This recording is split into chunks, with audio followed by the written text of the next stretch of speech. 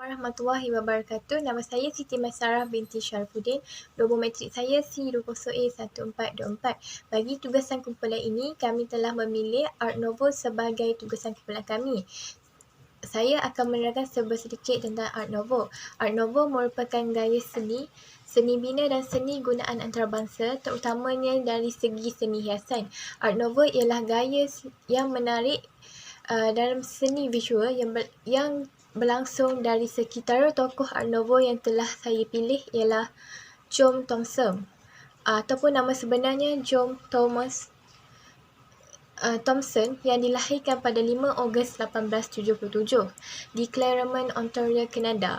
Beliau merupakan seorang artis berkelahiran Kanada yang merupakan anak ke-6 daripada 10 anak dari John dan Margaret Thomson. Dia dibesarkan di Leeds, Ontario berhampiran Owen Sound dalam bandaran Medford. Art Nouveau mempunyai banyak nilai di mana kita dapat lihat nilai-nilai estetik. Contohnya daripada karya Tom Thomson iaitu Cottage on a Rocky Shore, Summer 1940, The Jet Pine, Northern River, yang di mana beliau telah mengambil inspirasi daripada lanskap Kanada tersendiri,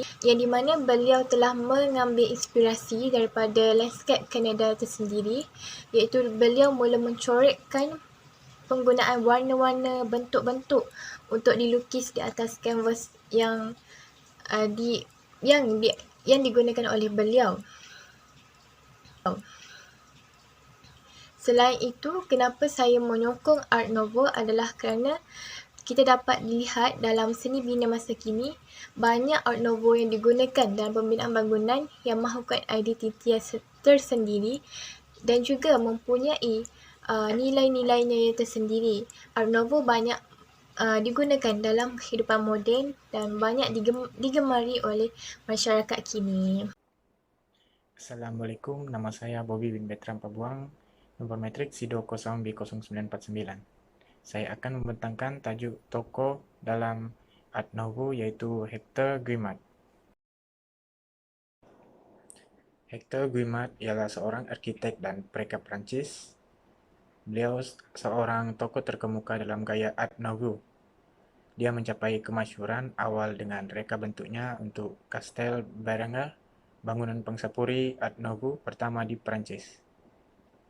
Hector Guimard sangat melengkapkan idea seni kebangsaan yang didakwanya muncul dari perantaraan artis yang dikelilingi olehnya, persekitaran budaya, serta idea-idea rasionalis. Ini diletakkan asas untuk jenis seni bina baru berdasarkan struktur organik, asimetri, dan memadankan bahan dengan bentuk idealnya. Ini merupakan salah satu karya seni beliau, yaitu Castel Berenguer, Paris Metro Entrance, dan The Hotel Guimard. Kerja utama pertama Guimard yang diiktiraf ialah Castel Berenguer di Paris, sebuah bangunan pangsapuri dengan 36 unit yang dibina antara 1895 dan 1898. Hiasan Castel Berenguer penuh dengan simetri dan permukaan plastik beralun, seperti di ruang depan yang dindingnya ditutup dengan jubin seramik berkaca. Ini dilengkapi dengan lancar dengan bentuk berliku serupa yang menyerupai batang atau dahan tumbuhan di dalam pangsapuri individu. Paris Metro Entrance pula merupakan pintu masuk bawah tanah di Prancis, hasil daripada seni bina beliau. Guimard juga mereka bentuk versi yang lebih ringkas tanpa bumbung dengan pagar atau langkah hiasan execution besi dicat hijau dan 2 tiang tinggi dengan lampu dan tanda metropolitan. Kerja yang paling penting dalam tempo ini ialah Hotel Guimard yang dibina pada tahun 1909. Guimard dibina dengan batu potong serta batu bata, cirinya yang mana dia di sini menggunakan warna kontras rendah dan walaupun fenestration sangat tidak teratur. Karya seni Art Nouveau oleh Hector Guimard dilihat sebagai salah satu tarikan seni bina yang unik dalam pembinaan bangunan. Memiliki banyak ciri-ciri yang menarik seperti bentuk simetri dan diilhamkan oleh bentuk semula jadi seperti tumbuhan yang berliku. Kebanyakan seni bina baru berdasarkan struktur organik, asimetri dan memadankan bahan dengan bentuk idealnya. Kemajuan industri dengan besi dan lain-lain sebagai struktur dan infill. Sebagai contoh, Paris Metro Entrance sebagai mana reka bentuk yang melengkung dan tidak tajam. Gaya Hector Guimard dengan hiasan bunga dan tumbuhan serta garis halus adalah gaya yang sangat menarik dari segi aplikasi dalam lukisan, seni bina, dan hiasan dalaman. Menemui kelahiran sebuah hari ini, dan sekurang-kurangnya ianya sangat mudah untuk menghiasi persekitaran hidup dengan gaya yang sama karena memberikan input yang meyakinkan dalam kehidupan seharian. Mengubah pandangan dalam menghayati serta memperkenalkan alam semula jadi untuk diperlihatkan dengan lebih jelas. Sekian, terima kasih. Assalamualaikum, nama saya Intan Nurtasha, nama metrik C20A1006. Saya ingin membentangkan tentang Gerard Wegener yang merupakan tokoh bagi tajuk Art Nouveau. Gerard Wegener lahir pada 15 Mac 1886 dan meninggal dunia pada 28 Julai 1940. Wegener terkenal dengan ilustrasi iaitu lukisan yang menolak sepadan cinta dan jantina pada zamannya. Karya-karya beliau diklasifikasikan sebagai erotika lesbian dan banyak diilhamkan oleh pasangannya yang merupakan wanita transgender iaitu Lily Elbe. Antara karya seni Wegener yang terkenal ialah Siesta, On the Banks of the Loire dan Air de Capri. Pada pandangan saya kurang bersetuju dengan kehidupan Wegener kerana beliau lebih menyokong kepada hubungan songsang, iaitu lesbian dan mengubah diri menjadi wanita transgender. Selain itu, terdapat sumbangan teori Art Nouveau yang mengubah cara hidup kita hari ini, antaranya gaya Art Nouveau di kawasan perumahan. Reka bentuk rumah pangsapuri, rumah teres atau villa dilaksanakan dalam gaya Art Nouveau. Amat sesuai bagi mereka yang suka akan gaya alam semula jadi. Art Nouveau juga mudah digunakan dalam unsur-unsur reka bentuk seperti tangga, tiang, balkoni dan rasuk kayu. Di samping itu, sumbangan seni Art Nouveau adalah pemilihan perabot dalam gaya Art Nouveau. Kebanyakan orang kaya dan selebriti menyukai gaya Art Nouveau di dalam dekor barangan perabot rumah. Perabot Art Nouveau juga mendapat permintaan dan populariti yang tinggi. Assalamualaikum, nama saya Nur Afifah binti Roslan. Nama metrik C20E1558. Saya memilih Victor Horta sebagai refleksi pada bab ini. Victor Horta dilahirkan pada 6 Januari 1861 di Gent, Belgium. Victor Horta ini memulakan pengajiannya dalam bidang seni bina pada tahun 1873 di Académie des Beaux-Arts dan kemudiannya di Athénée Royal pada tahun 1874 hingga 1877. Kedua-duanya di Gent, Belgium. Victor Horta ini terkenal dengan karya perintisnya di Art Nouveau dan terjemahan gaya daripada seni hiasan kepada seni bina pada awal 1890-an. Victor Horta ini merupakan seorang arkitek yang boleh menyesuaikan diri, yang beralih daripada Art Nouveau kepada gaya lain seperti Art Deco mengikut cita rasa orang ramai. Pada tahun 1897, Horta ini memamerkan beberapa reka bentuknya dalam perabot dan hiasan di salon kumpulan artis avant-garde La Libre Esthétique. Ia juga merupakan inventis Horta dengan Art Nouveau yang membantu menjadikannya gaya kebangsaan di Belgium menjelang tahun 1900 sebelum kematiannya sebelum Perang Dunia Kedua. Terdapat 3 karya Victor Horta, iaitu yang pertama Hotel Texel Brussels pada tahun 1893. Hotel Texel ini ialah rumah bandar yang dibina oleh Victor Horta di Brussels untuk saintis Belgium dan Profesor Emile Texel pada tahun 1893 hingga 1894. Secara amnya, hotel ini dianggap sebagai bangunan Art Nouveau yang pertama kerana rancangannya yang sangat inovatif dan penggunaan bahan serta hiasan yang inovatif. Rumah bandar yang pertama ini dibina oleh Victor Horta, ialah Mason Outreach Kediaman Outreach. Kediaman ini sudah pun inovatif untuk penerapan skema hiasan novel Art Nouveau yang tidak menyertakan rujukan kepada gaya sejarah lain. Pada peluk bangunan yang dalam dan sempit, bilik-bilik ini telah disusun mengikut skema tradisional yang digunakan di kebanyakan rumah bandar Belgium pada masa itu. Ia terdiri pada sud bilik di sebelah kiri peluk bangunan yang diapit oleh dewan pintu masuk yang agak sempit dengan tangga dan koridor yang menuju ke laman kecil di belakang. Atas sebab ini, inovasi seni bina tulen ini tidak banyak diikuti oleh arkitek lain. Kebanyakan kediaman Art Nouveau lain di Belgium dan negara Eropah lain diilhamkan oleh gaya hiasan whiplash.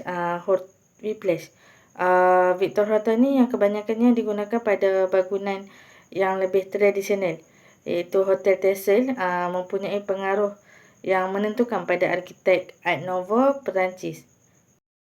Karya yang kedua ialah kerusi untuk Hotel Orbit Brussels pada tahun 1899. Victor Horta ini kerap mereka bentuk semua aspek bangunan, termasuk sejumlah besar perabot, dan merupakan mereka dalaman yang paling berbakat. Akhbar ini memuji ensembel ruang makannya yang ditunjukkan pada pameran seni hiasan moden antarabangsa pada tahun 1902 di Turin, di mana Art Nouveau dipaparkan hampir mengecualikan semua gaya yang lain. Kerusi hotel ini juga, struktur kerusi yang tebal dan lengkungan yang berliku-liku memancarkan lagi rasa tenaga semula jadi yang bentuknya seolah-olah dipegang dalam ketegangan dikawal dan tolakan balas ahli yang lain. Yang ketiga ialah L Innovation Department Store Brussels pada tahun 1901 hingga 1903. Victor Horta ini mencipta paparan periklanan secara besar-besaran bagi barangan kedai fasad kaca penuh yang menonjol di antara bangunan hadapan batu konvensi di sekelilingnya. Rekaan beliau ini menyampaikan rasa ketulusan dan kejujuran kepada bakat pengguna, seolah-olah kedai itu tidak mempunyai apa-apa dan bersifat yang bersembunyi. Pada pendapat saya, teori Art Nouveau ini telah menyumbangkan banyak kebaikan kepada setiap mereka. Teori Art Nouveau ini juga telah membantu ramai mereka dalam mereka bentuk setiap karya dengan lebih teratur dan baik. Dengan itu, teori Art Nouveau ini sangat bagus jika dikekalkan dalam kehidupan hari ini kerana ia dapat menerapkan gaya seni bina dan seni gunaan antarabangsa. Saya ingin mengatakan seni Nouveau ini adalah untuk mengurangkan perbezaan tradisional antara seni bina, terutama dalam seni lukis dan patung, serta seni terapan. Art Nouveau ini juga telah menyumbangkan banyak penghasilan gaya seni bina yang berasaskan organik, tumbuh-tumbuhan serta garisan yang bersimetri pada setiap reka bentuk. Seterusnya, bagaimana teori ini dapat mengubah cara hidup kita hari ini? Teori Art Nouveau ini telah mengubah cara penggunaan garisan simetri kepada garisan yang minimal modernism atau simetri geometris dari Art Deco yang mempunyai banyak tarikan bakal bagi para pereka dalam menggunakannya. Teori Art Nouveau ini amat penting kerana ia telah mengubah trend dahulu, iaitu garisan yang digunakan. Pendekatan teori ini secara tidak langsung telah bertentangan dengan nilai seni bina tradisional, iaitu dari segi sebab dan kejelasan struktur. Dalam hal ini, arus pergerakan dari tahun ke tahun telah mengubah gaya seni bina yang lebih komersial. Gustav Klein merupakan anak kedua daripada 7 beranak. Beliau dilahirkan pada 14 Julai 1862 di Baumgarten, berhampiran Vienna. Ayahnya adalah seorang pengukir emas yang berpendapat bahawa anak lelakinya harus menjadi artis. Gustav dan 2 saudara lelakinya dilatih dalam semua aspek seni dan sejak awal mereka semua menunjukkan bakat yang menjanjikan. Sukar bagi mereka untuk melatih kebolehan artistik mereka kerana keluarga Klein miskin dan tidak mampu membeli kemewahan seperti itu.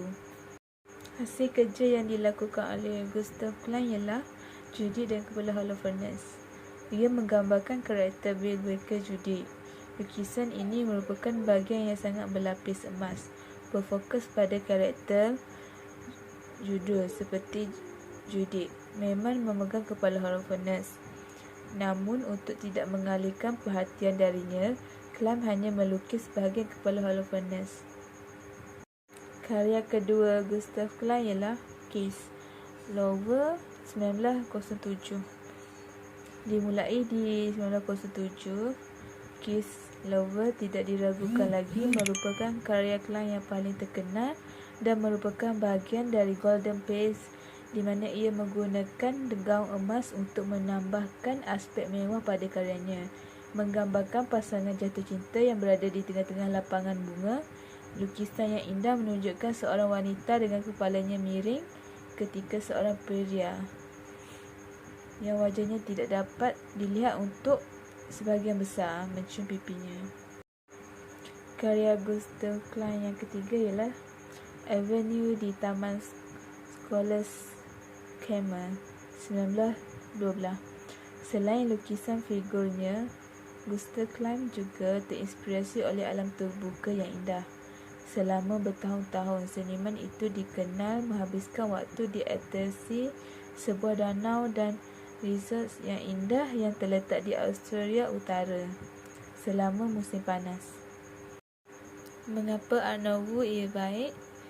Kerana menyumbangkan banyak kebaikan, terutamanya dalam seni bina rekaan yang terdapat pada binaan pada zaman kini. Art Nouveau juga merupakan gerakan artistik yang bermula di Eropah sekitar abad ke-19 dan awal abad ke-20. Ia dicirikan oleh reka bentuk linear yang rumit dan lengkung mengalir berdasarkan bentuk semula jadi. Revolusi perindustrian faktor utama dalam pergerakan seni Nouveau sehingga kini. Bagaimana teori dapat ubah cara kita hidup hari ini, iaitu dikenal pasti sebagai pengaruh utama seni Nouveau. Para pereka menyambut kemajuan teknologi yang memberi mereka banyak pilihan estetik seperti bahan baru dan proses menghasilkan seni. Alam juga mempunyai kesan besar terhadap pergerakan ini.